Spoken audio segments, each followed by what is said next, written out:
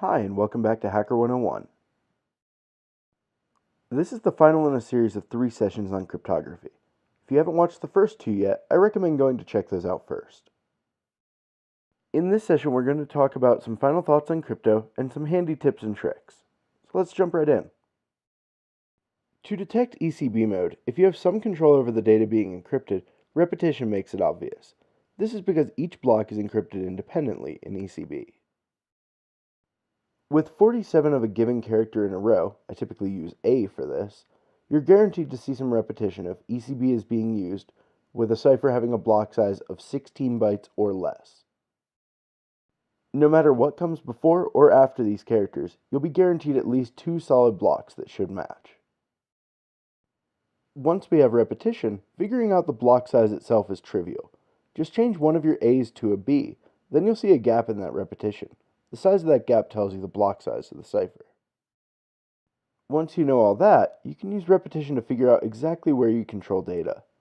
Consider what happens if you change bytes at the beginning of your encrypted payload without seeing any impact on the repetition of blocks in the ciphertext. This will tell you your offset from the beginning, while doing the same to the end will tell you how far you are from the actual end of the crypto. And now a couple little notes on padding oracles. Bear in mind that these only come into play when you have data encrypted in CBC mode due to the way that the XOR chaining works. Additionally, you must be able to manipulate the data. If there's a properly implemented HMAC or the like, it's invulnerable to padding oracle attacks. This bears repeating. This is part of why you should always encrypt and then MAC. If you decrypt before checking the MAC, then padding oracles are possible again.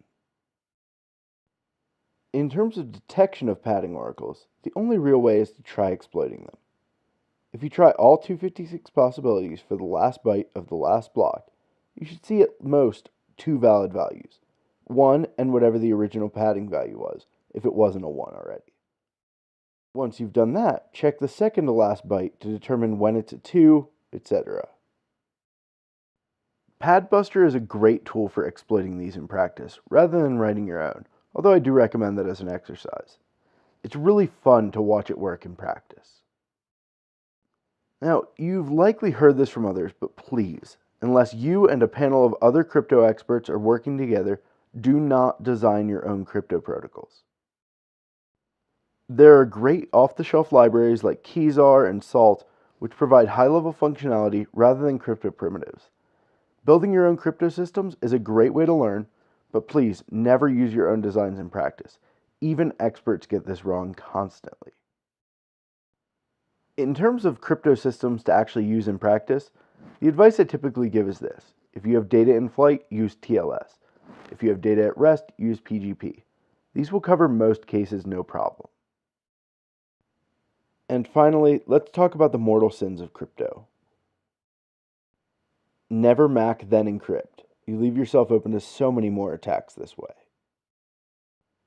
Never use hashes when you should use a MAC. Hashes are not authentication.